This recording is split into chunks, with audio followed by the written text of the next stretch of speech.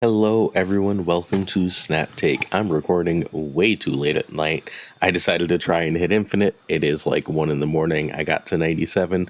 I was playing a silly deck and I had a really good time, but now I am doing this video crazy late. We still, as always, have 3 great decks for you. I know some of you are expecting tournament gameplay. That's going to be tomorrow, so we're also going to do our last chance review of Red Hulk today, a day earlier than usual.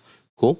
Let's get started with Woody's Zemo Surfer. This deck hit number 1. Well, it is currently, as of my recording, number 1 on the Infinite leaderboard. Yo Woody MJ is a phenomenal player, usually sits around the top 20-ish of Marvel Snap, and is currently number 1 with Surfer of all things. This build is totally unique and really brilliant. We'll talk about all the different things it can do as we go forward. But fundamentally, the idea is Mockingbird's as big as like the biggest Surfer card, right? And if you brood, it's already a 3/9. If you brood into Zemo, it's a 2/9, and now you can make it a 1 with Sarah, which is just silly sauce. You can also just go Zemo Absorbing Man, get 2 extra cards, and then make it a 3/9. As long as you can get it down to a 3/9, you've just got top line stats for when you Surfer and everything else. There's a lot to like about this list. You can find Woody playing this at twitch.tv/YoWoodyMJ. Shaw, Hope, Mockingbird, and Zemo are all needed. I think you can try other stuff for Gladiator because you want to fill lanes so much. I kind of like Wolfsbane. Don't love it, but like it. I think Polaris, Negasonic, so on are worth trying. I wouldn't play it without the other cards, though. So, again, this is the current number 1 deck in Marvel Snap. The player who is ranked number 1 is largely playing this deck. Turn 1, you pass. You're almost always going to play Nova on turn 4. Turn 2, you play Forge if possible. Now, Forge is sometimes saved for turn 5, so you can play Forge and an extra card. If Forge is played on 2, that usually means you're going to Shaw, Gladiator, or Brood. Gladiator as a 10 is just really hard to kill. The original power on Shaw is really good, and obviously Brood is a high mark. You don't necessarily want to Forge that Hope Summers, but sometimes you will, just because if you're playing Hope, you don't always have the extra energy for Forge later anyway. Now, if the locations are all friendly and you have lots of space on the board, you can choose Brood. I generally choose Shaw over Brood early unless I have Mockingbird in hand, because Brood is better for Mockingbird.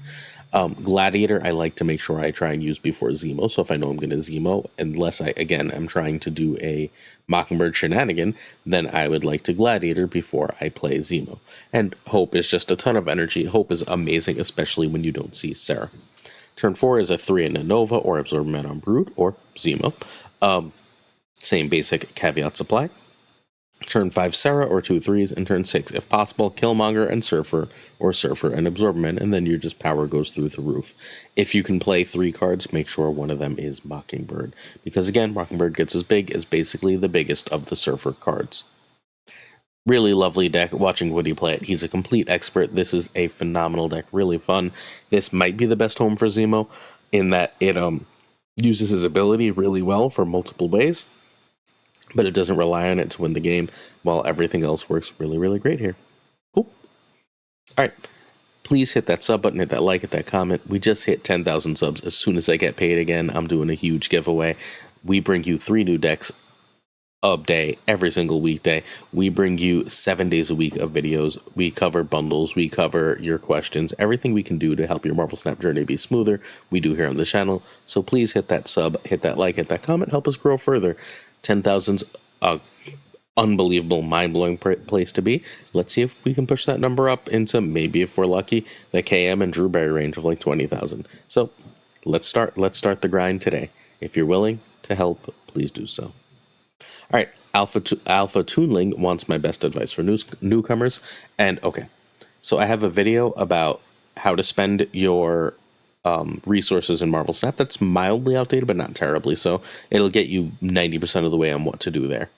The turn-by-turns will help you figure out how to play the game. There's also a pro tip series where there's 20 tips to hit infinite that are like evergreen, absolutely perfect. You should absolutely be following those. There, I think, in my personal opinion, which is obviously biased, sorry, but some of the best tips you're going to get in one place on Marvel Snap.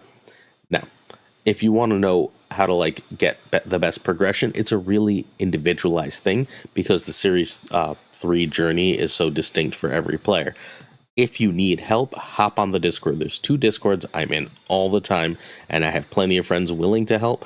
In the description to this video, hop into either of those Discords, at me, Glazer on Discord. I will happily help you with your journey, building decks, planning out how to get cards, what cards to get, and so on. It might take a day or 2 for me to respond as a general rule, but I will get back to you. The Jovenshire asks how to find the best decks of a particular archetype, like if you want the best move deck, if you want the best surfer deck. Okay, so there's the 2 objective ways, and then there's the multiple subjective ways. The 2 objective ways are both Den and Untapped. Excuse me. Both Den and Untapped do a weekly tier list that is basically a list of all the decks that are winning most. If you really want, you go into either one of those deck builders or deck sorters. You type in the few cards you want, and then sort by win rate. It's going to give you the highest win rate. If you prefer cube rate, that's more your flavor. Do that. Also, a bunch of different content creators, from Alex Kochia to Cozy to KM, all do top 10 decks of the week. I'm going to be blunt. Cam's is the only of the larger ones that I absolutely think is spot on. Most of the others are more without trying to be rude, I like these creators, they're just not as informed by the absolute highest tiers of play. And while you might not be in the highest tiers of play, the highest tiers of play effect comes down to the rest of the meta. Combat, however, a smaller creator, Combat Snap, does really, really great tier lists. A few smaller creators do that as well. Oh, also, newcomer advice. Gaming with Flash X did a recent newcomer guide that I think is really great, so check that out. And then there's the older ones. I love Alex Kochia's new player stuff. It's old, but it's still really, really strong. All right. Corey wants my time zone specific thoughts, and I think Thanos is getting changed again, so I've been trying not to go into depth for these. But ultimately, I think that the time stone is still great. Is it as good? No, of course not. It's significantly worse than it was in either iteration. However, a 1/1 that draws a card is something you very often just run. If you made a 1/1 that's only ability was Cantrip and Marvel Snap, I think that would be an incredibly powerful card, and as long as Time Stone retains that draw, it's going to be really good. I think we are going to move towards a more Thanos-centric build, and I'm curious to see how Second Dinner accomplishes that, and if it's fun and good. Chris Parker is curious if Red Guardian and Nocturne will go in Surfer. I think Red Guardian almost certainly does. A 3/5 that basically removes a problem card is stellar for Surfer. Surfer loves that. Being able to get rid of Dracula and Iron Man alone is probably worth it. I don't think Nocturne does. Surfer doesn't love negative locations, right? But they have magic for that, and they don't really always run that anyway. So I don't think Nocturne will be in Surfer, but I do think Red Guardian will be. One more thing, a few people were like, we really like your teacher stories, let us know more. I'm happy to give you teacher stories whenever you want, as long as you ask teacher questions. You can have your question read out in tomorrow's video, just leave one in the comments. Alright, DenMan Falcon won a tournament. Our homie, one of our earliest supporters, I think he was one of our first 100 to 200 subs. You know, that's amazing. There was a live tournament, it was in Brooklyn, it was at Brooklyn. Hosted by Super Tech God and Perry Manilow, and it was fantastic. I showed up after the first round, hung out until the finals, and had a blast just hanging out with everybody. We're going to see if we can make that a more regular thing. Keep your eyes here for more of that content if you're interested. If you are in the greater New York area, New York, New Jersey, Connecticut, even Philly, and you're willing to come down for a live tournament, shout out in the comments or hop on the Discord, and we'll start getting these set up as a fairly regular event with some real prizes. Games will be cast. It was a great time, and the location was phenomenal. The tournament was won by DenMan Falcon with this deck he calls Panda Style. I don't know if this came from anybody else. I'm crediting DenMan because he's who I saw play it. It's really, really cool.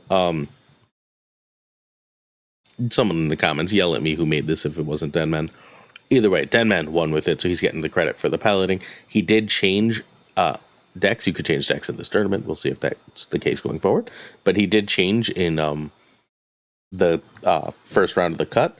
He played this in the finals and all through Swiss. But in the first round of the cut, he knew that he couldn't beat Gaming with Flash X, our friend Gaming with Flash X's discard list. So he played the Hella Lover Tribunal deck, the original, which I mean, the discard list has no shot against that, and so it lost.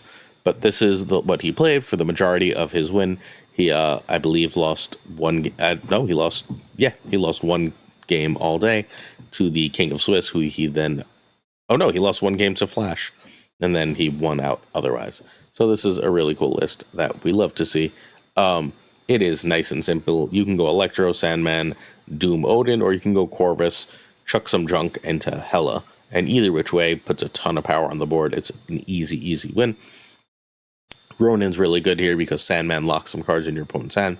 Ronin is, though, why it couldn't beat the discard list. If you're seeing a lot of discard, Ronin's not as good, obviously. That's going to make him a lot smaller. But otherwise, if you can get that Sandman stuff going, you're in a really good situation, and who a lot of the meta that's running like Angela and Kitty nonsense. All right, you can find DenMan at youtube.com/DenManFalcon. Corvus is needed.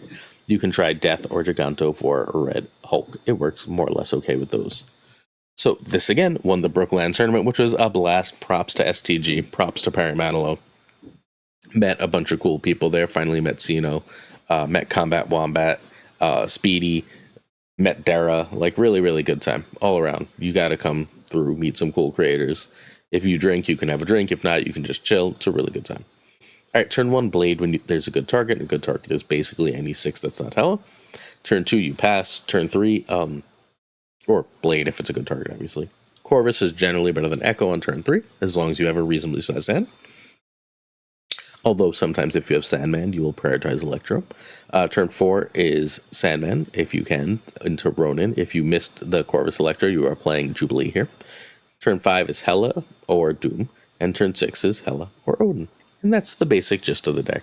There's obviously occasional other plays, but it's a nice, simple, straightforward deck that puts out an absolute ton of power. I tried it out on ladder just to get a feel for it and had a really good record and had a really good time with it. I didn't play it a ton, but I played it a good bit, and it was really smooth. All right, last chance review for Red Hulk is Get It. This card's going to get nerfed. I think I know what that nerf's going to be. We'll talk about that in 1 second. Just so you know, if you missed what Red Hulk is, when your opponent ends a turn with unspent energy plus 4 power, if in hand or play, and you can see if it's in hand gaining power. Once this card gets 3 ticks, it's basically the biggest thing in the game, and if it gets 2, it's already a 619 that you don't have to skip a turn to play. The power on this card is through the roof. It goes in basically every deck. It's like the best normal 6-drop in the game right now. I think they're going to nerf this to a 6-9 so that it becomes 617, 621, which I think makes more sense than giving it the +3. I don't think they want to give it the +3, make it the same thing as regular Hulk. I think they want this to be the biggest thing, but I think taking it down to 6-9 will get there. I think that keeps it in the meta. I think that keeps it one of the best cards, and I'm pretty excited that I think that they're a tweak away from this being actually balanced and not a complete nightmare. But it's really good against decks I like, right? Like Bounce, which leaves energy all over the place. Hates dealing with this nonsense. But overall, this is a must-get card. This is likely to be the card of the month, depending on how good White Widow is. When they release a good beat stick, they sure do release a good beat stick. Get Red Hulk if you can. Wait, time out. Actually, one last thing before I get to the Lamby deck. Get Red Hulk if you can, and you play this kind of card. I don't play a lot of Red Hulk, right? Like, I'm going to play enough Red Hulk to get it to the right border and to do some weekend missions, which I did very quickly. But, like, I don't really play 6-drops. If I wasn't a content creator, I don't know if I would get it. So, assuming you play decks that run 6-drops, period, this is the 6-drop to have. Cool? All right, so this is Lamby Silky Smooth 24. Lamby invented the original Silky Smooth based on an Owl God deck, as Owl was winning tournaments with Move when everyone said Move was bad. They were Silk Magneto-based moves. This is Lamby's new Silky Smooth. It is really fun and really powerful. If your opponent has something to Shang, you are real hard to beat. If your opponent doesn't have something to Shang, sometimes they can sort of go over the top you by going wide. But Elsa goes a long way to making that not a huge problem, while Spider-Man clogs them and so on and so forth. All right, you can find Lamby at twitch.tv/LambySeriesTV. You need Kitty, Elsa, or Hope. And Hope for this deck. Silk or Jeff can be Nightcrawler, but you need 1. And Red Hulk can be Magneto, which is a worse list, but not like a terribly worse list. All right, 1,300 games at a 65% win rate on the Snap Zone tracker is just, we're talking great numbers here. So this is the baseline. Obviously, there's other things you can do here. But turn 1, Kitty. Turn 2, Angela. Turn 3, Hope. Turn 4, Kitty and Elsa. Turn 5, Kitty and Vision. Turn 6, Kitty and Red Hulk. Enjoy your cubes. Thank you. Have a nice day. Alright, this is one last look at this deck. That is so strong. Now, I just want to shout out that, again, we're back to it. I used to do it all the time, but when Silk and Craven are in the same deck, I always do Venomized for both. And because I had Venomized for them, we've also got the Venomized Hulk and the Spider-Man in the black costume. So I thought it was cool. Alright. That's it for today. Certain tiers of support on our Patreon at patreon.com/snapjudgments come with on-air thanks. These Patreons are the $10 Patreons. I'd like to thank Abigail Giesler, Mandatory Burnout, Cables, David G. Wingfield, Direwolf, LAB, Father Newman, Good Dog Gamer, Inc., Jay Neverite, JD McDonaldinho, Caretix Lee, Coy Ray, KCH, John O'Golding, Newbie, welcome to the club. Thank you for the support.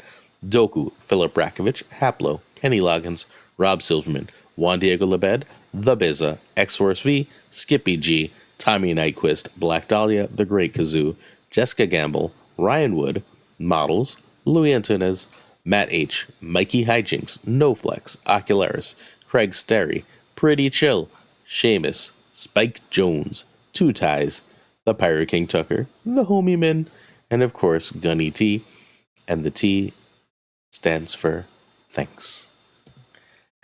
Alright, see y'all tomorrow for another Snap Take, where we're going to have some Snap Judgments League tournament play and some deck breakdowns. Hit that sub, hit that like, hit that comment. If you're interested in more, check out the Patreon. Appreciate your support more than you could possibly ever know. See you tomorrow for another Snap Take. Peace.